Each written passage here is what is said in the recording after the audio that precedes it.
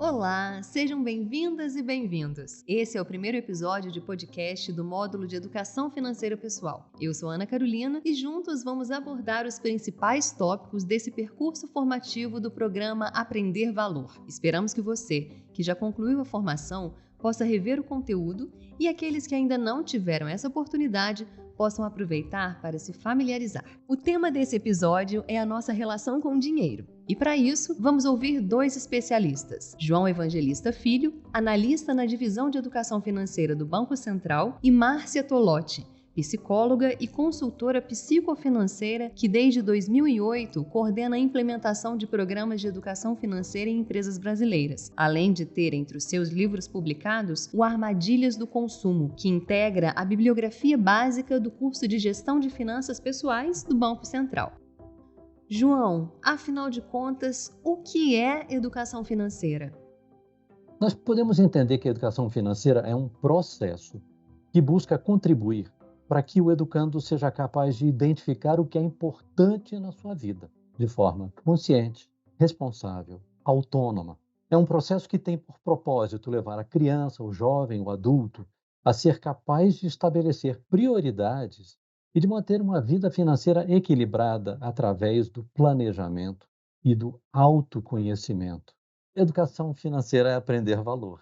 É aprender que bons resultados financeiros não vêm num estalo. É importante também identificar o que não é educação financeira e sair daquele raciocínio que muitas pessoas têm de que educação financeira é anotar gastos. Anotar gastos é parte da história e a parte menos importante, porque a parte mais significativa não é a anotação dos gastos, mas é a identificação de para onde o seu dinheiro foi, a análise de que maneira você empregou o seu dinheiro. Se você anota todos os seus gastos durante 3 meses da sua vida, por exemplo, e você agrupa esses gastos em grandes famílias de gastos, por exemplo, alimentação, vestuário, lazer, comunicação, transportes, etc., você é capaz de verificar para onde é que está indo o seu dinheiro. Você vê isso com clareza.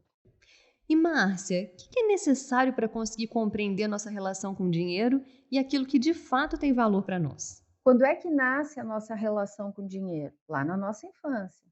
Qual é o significado que o dinheiro tem para mim? Eu tenho uma mentalidade de escassez, eu tenho uma mentalidade de desperdício. Como é que é o meu funcionamento mental diante da relação financeira?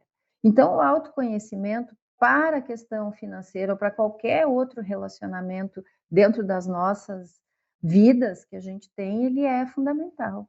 Eu quero hoje comprar muitas coisas e eu tenho o impulso de compra, porque eu não tinha o que eu queria lá atrás e eu me sentia humilhada, me sentia pobre, me sentia mal e hoje eu quero eliminar aquele sentimento. Eu entender aonde eu me atrapalho, aonde eu me saboto, vai me mostrar que talvez no dia que eu esteja com raiva, é um dia que eu tenha que me proibir de fazer compras. Se eu estou com raiva do meu marido, eu vou pegar o cartão de crédito, que é ele que paga, e vou gastar, que a gente tem as vinganças financeiras, por exemplo. Se eu não admito isso, se eu não sei disso, eu só vou no automático. Então eu tenho que olhar para o meu hábito. Quais são os hábitos que eu tenho na relação com o dinheiro? Eu estou sempre endividada, eu estou sempre devendo, eu nunca consigo guardar. Estou treinando para continuar nessa relação. Então a gente percebe a influência do dinheiro nas relações familiares. Por isso, João, qual que é a importância de se conversar abertamente sobre dinheiro com a família? A grande importância do diálogo entre família e da tomada de decisões financeiras no âmbito da família é para que todos possam participar do projeto, para que todos se sintam donos do planejamento e para ninguém sabotar ninguém. Isso vale inclusive para as crianças pequenas. A nossa sugestão e os nossos programas todos para crianças, jovens e adultos caminham na mesma linha, é de que o orçamento seja feito no âmbito da família, o planejamento seja feito no âmbito da família, as prioridades sejam estabelecidas dentro da família, para que ninguém se sinta relegado, para que ninguém se sinta deixado de lado, ninguém se sinta de fora e para que todos sejam capazes de comprar o compromisso de ajudar a conquista dos sonhos coletivos da família e os sonhos individuais de cada um dos membros da família que ficaram previamente combinados naquele projeto de planejamento. E Márcia, ainda no âmbito familiar, que tipo de consequências são comuns quando prevalece a falta de diálogo sobre a situação financeira? Ao invés de eu dizer para o filho, filho, eu não vou te dar o boné porque tu já tem um e tu não precisa agora. Ah, mas eu quero porque todos os meus colegas têm. Meu filho, você está me dizendo então que você acha que não vai ser aceito pelos seus colegas porque você não tem um boné. Você tem que ser aceito pelos seus colegas porque você é uma pessoa legal, porque você é divertido, porque você é parceiro. Então, ali tu tira a força dos aspectos de personalidade de um objeto concreto, o boné, o celular, seja o que for, e tu empodera aquela criança para que ela se sinta, primeiro, merecedora e pertencente pelo que ela é. Então, a falta de diálogo nessa relação, ela é muito intensa, porque os pais vão costumar dizer isso: eu não tenho dinheiro, mesmo que tenham, inclusive. Mas o fato não é se tu tem ou se tu não tem. O fato é o que está representando aquele objeto que aquela criança está pedindo. E aí eu vou trabalhar no significado daquilo e não na coisa em si, que dá mais trabalho. Tu precisa de mais tempo, tu precisa investir esse tempo para fazer todo esse funcionamento mental da criança. É mais fácil dizer, pega o boné, eu dou um jeito. Porque eu não quero investir esse tempo, porque eu não tenho, porque, enfim, seja aí quais forem as razões. Meu filho está sendo consumista ou não? Que parâmetro eu tenho? Então, eu criei uma regrinha bem simples, que é o FIM, F-I-M. Qual é a frequência que meu filho está perguntando, está pedindo para comprar coisa? É todo dia? É toda semana? É a cada 15 dias? É a cada 2 meses? Opa, é um espaçamento grande? Ok. Qual é a intensidade? Eu chuto, eu brigo, eu choro, eu ameaço. Se eu não comprar, eu vou ficar com raiva, eu vou ficar triste, eu vou culpar o outro. Opa, eu preciso olhar qual é a força, qual é a potência dessa vontade. E a outra é a motivação. Eu sou um adolescente, eu tenho uma balada para ir, eu quero uma roupa nova, porque eu vou ter lá meu match que vai estar por lá e tá. Tá, é uma motivação justificada, ela é plausível, né? Não, é aquela motivação porque eu estou inseguro. Então, eu acho que essa relação de eu poder entender qual é a frequência, qual é a intensidade, qual é a motivação, é um parâmetro. Uma outra forma que a pessoa pode, sabe, se dar conta é tiro do campo da criança, não é isso, é um casal, é uma família, são adultos e ninguém conversa. E aí a única conversa que tem é a cobrança. Tu não pagou aquilo, tu não comprou aquilo. Tá, mas espera aí, a gente decidiu antes? A gente fez um planejamento, tu paga a luz, eu pago o gás, tu paga a internet, eu pago o supermercado. Isso está claro, isso está transparente. Aí entra a ferramenta planejamento, entra a planilha, uma coisa mais objetiva. Não cumpriu. Ah, não cumpri porque vamos negociar. Então, essa relação, né? Porque o diálogo ele também vai te ajudar a construir sonhos. A gente não está falando só de pagar a conta ou de estar endividado. Sem diálogo, eu não construo sonho. Mudando um pouco a perspectiva para o aspecto individual, o endividamento financeiro é fonte de alguns problemas emocionais? A pessoa se sente insegura, a pessoa tem baixa autoestima, a pessoa está triste, ela está deprimida com alguma razão. E como a compra ela gera uma sensação de prazer e de bem-estar, ainda que muito efêmera, mas isso acontece, a pessoa inconscientemente ou conscientemente vai buscar a compra como esse amortecedor dessas frustrações e dessas sensações ruins. Portanto, existe um ponto em que o endividamento emocional desencadeia o endividamento financeiro. Né? Então, a gente tem alguns perfis que a gente mapeia, né? Relação de segurança, de liberdade ou de poder, que são algumas relações mais básicas, não são as únicas, mas são as básicas. Então, se a pessoa tem uma relação de segurança, por exemplo, com o dinheiro, ela vai fazer orçamento, ela vai fazer planejamento, ela vai ter sempre uma reserva financeira. Num ponto de equilíbrio, é um perfil ótimo, porque a pessoa vai se relacionar muito bem com o seu dinheiro. Quando a pessoa é muito segura com o dinheiro, o que pode acontecer? Ela não consegue gastar e ela também fica angustiada só com a ideia de não ter dinheiro. É aquela pessoa que não consegue investir, que não consegue gastar, que não consegue se divertir, que não consegue ter uma qualidade de vida bacana, e isso impacta no relacionamento familiar. A questão é, sim, impacta individualmente e impacta socialmente. Isso começa a gerar problema de relacionamento, muitas pessoas acabam não abrindo para a família essas situações, fora a não preparação para a aposentadoria, porque eu vou virar um problema para o Estado, vou virar um problema para a minha família, vou gerar o ciclo incessante de pobreza, porque não vou permitir que meu filho, que meus familiares guardem o dinheiro deles, porque vão ter que estar me sustentando. Então, essa relação no individual, ela é ruim pelos problemas emocionais e financeiros, e socialmente por toda essa cadeia que acaba impactando muitas pessoas de uma forma muito ruim.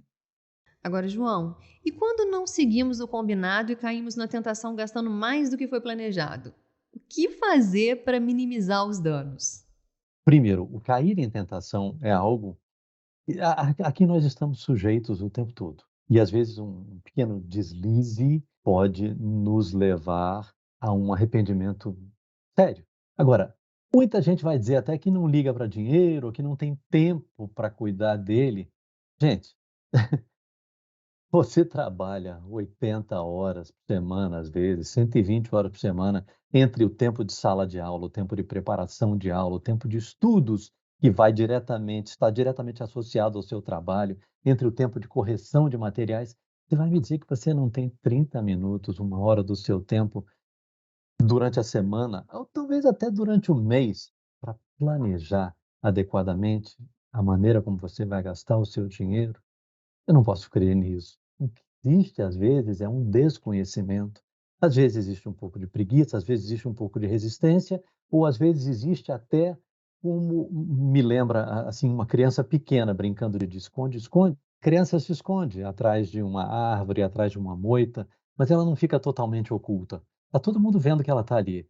Quando ela cobre os seus olhinhos com as mãos, para ela é como se o resto do mundo não a estivesse vendo. Muitas vezes a gente faz isso com as nossas finanças. A gente evita olhar, a gente não quer ver o nosso boleto, a gente não quer ver a nossa fatura do cartão de crédito, mas o nosso convite aqui é para que a gente faça exatamente o oposto, para que a gente tenha uma relação clara, aberta entre nós e o nosso dinheiro, em que a gente não se esconda das nossas dívidas, das nossas despesas, dos nossos impulsos, mas ao contrário, que a gente busque entender por que a gente os fez e evitar fazê-los no futuro. Há quem diga, nossa querida professora Vera Rita de Mello Ferreira e a própria professora Márcia certamente também comunga dessa crença, de que grande parte do que a gente faz na nossa vida, a gente faz de maneira automática, inclusive para gastar nossa energia, para poupar o nosso cérebro. Exemplo, você entra de manhã no seu carro, vai dirigir para o seu trabalho, você não pensa, agora está na hora de eu colocar a chave na ignição, girar a chave, apertar a embreagem, passar a marcha, pisar no freio, dar a seta, olhar no espelho, abrir a janela. A gente faz essas coisas de maneira automática. E existem uma série de hábitos do nosso dia a dia que podem se transformar em questões automáticas. Por exemplo, que tal, em vez de você ficar sobrecarregando a sua memória, tá, hoje eu tenho que pagar essa conta, amanhã eu tenho que pagar aquela outra, amanhã aquela outra, e tal colocar tudo isso em débito automático, ou agendar o pagamento dessas contas, de maneira que você não tenha que se lembrar todos os dias que você tem aquelas contas para pagar, e assim nunca perder a data e nunca pagar multa por atraso. Que tal, por exemplo, você colocar um resgate automático, uma aplicação automática no investimento no dia em que você recebe o seu salário, de maneira que você já passe a fazer a sua reserva, a sua poupança regularmente, todos os meses, sem precisar se lembrar de fazer um depósito lá na frente e sem correr o risco de torrar o dinheiro que você iria economizar ao longo do seu mês. Educação financeira também não é transformar pessoas em tio Patinhas, mãos de vaca. A gente sabe, professora Márcia sempre tem dito isso, que existe um limite até o qual o dinheiro traz felicidade. A partir desse limite, mais dinheiro não trará felicidade adicional.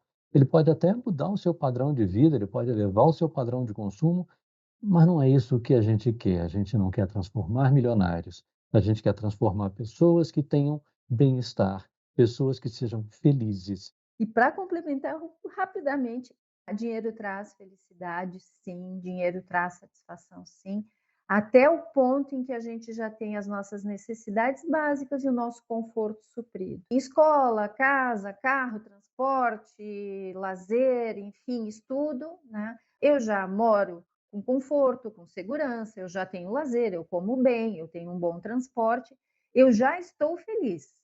A partir deste ponto, não faz diferença quanto mais a gente ganha para a felicidade. Partindo desse ponto, eu não tenho um grau maior de felicidade. O que eu posso fazer com o dinheiro é gerar prosperidade, mas aí é outra relação, aí é outra história. Márcia, de que maneira o nosso estado emocional reflete no consumo nosso de cada dia? É comum as pessoas buscarem compensações emocionais por meio do consumo? E mais, que tipo de estados emocionais podem ser gatilhos para um consumo desnecessário ou até exagerado? A gente tem algumas emoções básicas que levam para o consumo. Tristeza. Eu vou tentar compensar essa tristeza, eu vou querer sair desse estado de tristeza, muitas vezes pelo consumo. Ansiedade. Eu não sei o que fazer, eu estou sentindo alguma coisa que eu não entendo e como eu tenho um mercado me acionando e me dizendo que eu vou ficar bem, que eu vou ficar feliz se eu comprar qualquer coisa, porque aí depende, é um outro estado que me leva. A angústia mais ainda, porque a angústia é só uma sensação ruim que eu não sei para onde eu vou. Aí eu vou passear no shopping, eu vou passear entre as lojas, quer dizer, é impossível que eu não seja ali pescada. A depressão, ela é um pouquinho mais complicada, porque num estado de depressão mais intenso, eu justamente não vou ter nenhuma libido, nenhuma energia, inclusive para o consumo. Baixa autoestima. Cara, eu me sinto menos, então eu vou comprar. E a insegurança. Então, são as principais emoções que nos levam para o consumo. Qual é o ponto comum de todas elas? A gente tem uma sensação de falta. E eu tenho um mercado que gasta bilhões me dizendo que essa falta, que essa tristeza, que essa ansiedade vai ser suprida se eu comprar. E aí, quando a neurociência entendeu isso, acreditou que o ser humano tem uma falta constituinte, é inerente ao ser humano essa falta, é por isso que a gente levanta, é por isso que a gente luta, porque a gente sente falta de algo, isso é uma mola propulsora de vida e de desejo, a falta. A neurociência entendeu isso, o neuromarketing captou e a gente se ralou. Então esse é o ponto. Mas como saber se estamos passando do ponto e sendo consumistas? Qual que é o parâmetro? Quanto eu ganho por hora? Ah, faço uma estimativa, uma média, sei lá, no meu trabalho, que eu ganho por mês, sei lá, eu ganho R$ 20 a hora. Cara, eu vou comprar o meu quinto par de sapato preto que custa R$ 400. Quantas horas eu estou trocando da minha vida para ter aquele quinto sapato? Qual é uma relação saudável? Eu gasto o que eu posso, eu não estou endividada, eu tenho uma reserva porque eu não vou ser um peso para ninguém lá no futuro, eu não estou pensando só em guardar, eu não tenho uma vida insana só correndo atrás do dinheiro, eu tenho um equilíbrio. Eu consumo, eu armazeno e eu invisto para o futuro. João, para pensarmos no bem-estar do cidadão nos aspectos apresentados pela Márcia ao longo da nossa conversa, o que é cidadania financeira? Cidadania financeira é o exercício de direitos e deveres que permite ao cidadão gerenciar bem os seus recursos financeiros. Desenvolvimento da cidadania financeira se dá por meio de um contexto de inclusão financeira, de proteção do consumidor de serviços financeiros e de participação no diálogo sobre o sistema financeiro. Fundamental que as pessoas conheçam e compreendam alguns conceitos, Conceitos como risco, custo de oportunidade, troca intertemporal ou escolha intertemporal. Importante também que as pessoas conheçam bem, pelo menos, os produtos e serviços que elas utilizam no seu dia a dia e que, sempre que possível, busquem conhecimento sobre o funcionamento do sistema financeiro nacional. Você citou o custo de oportunidade. Pode nos explicar o que isso significa? Uma linguagem muito simples. Vamos entender o custo de oportunidade como o que você está fazendo com o seu dinheiro e o que você poderia fazer diferente com aquela mesma quantia de dinheiro. Digamos, eu quero assistir um jogo de futebol, um estádio de futebol, vou gastar R$ 100 para pagar o ingresso e esses R$ 100 vão me significar 3 horas de diversão, entre jogo, caminho para o estádio, caminho de volta para minha casa. Com esses R$ 100 eu poderia fazer muitas outras coisas na minha vida. O que é que vai me trazer mais satisfação? É aqui que se situa o custo de oportunidade. É o que você pode fazer com esse dinheiro se você não gastá-lo de uma determinada maneira. Se você não gastar com A, você pode gastar com B. E esse gasto com B, inclusive, pode ser um gasto com poupança, um investimento, um gasto com você próprio no futuro. E troca intertemporal, o que é? E você me perguntou de troca intertemporal ou escolha intertemporal. Você tem duas possibilidades quando você quer comprar um produto ou um serviço. Se você tem dinheiro, você paga por aquilo, não tem problema algum. Mas e se você não tem dinheiro? Aí você tem também duas vertentes. Você pode esperar o momento em que você tiver dinheiro no futuro e ir juntando. Esta é uma escolha entre tempos, intertemporal. Você não comprar hoje, poupar o seu dinheiro hoje, segurar a sua vontade, a sua necessidade até o futuro e comprar no futuro pagando menos, porque você não vai pagar juros. A sua outra possibilidade é, você vai precisar tomar dinheiro emprestado de alguém. Você vai tomar um empréstimo, você vai tomar um financiamento numa instituição financeira e vai precisar pagar juros por isso. Mas você vai comprá-lo agora. Esta é a troca intertemporal. É mais no futuro ou menos hoje. Por que mais no futuro? Porque no futuro eu vou economizar o meu dinheiro, vou investir o meu dinheiro e vou ganhar juros em vez de pagar juros pelo meu investimento. Por isso eu vou poder comprar mais no futuro ou menos hoje. Por que menos? Porque além de pagar pelo produto ou serviço, eu vou ter que pagar também por juros para quem me emprestou o dinheiro. Consciência das escolhas. Este é o ponto. Ter consciência daquilo que você realmente valoriza, dos custos e dos desdobramentos das suas decisões. É talvez o principal objetivo que você deve ter. É você quem define conscientemente o destino do seu dinheiro. Que você seja o verdadeiro dono do seu dinheiro. No fim das contas, o objetivo do programa Aprender Valor é estimular você a trazer o assunto para dentro da sua escola, para o debate com seus estudantes, bem como disponibilizar formação, materiais e ferramentas para apoiá-los nesse trabalho em sala de aula. Gerar efeito positivo na vida financeira tanto de professores quanto de estudantes. Mas por que não levar o assunto para dentro de suas casas também? Plá ou CRE. O que é isso? Ouça os próximos episódios para saber quais são os 3 pilares da educação financeira pessoal. Até lá!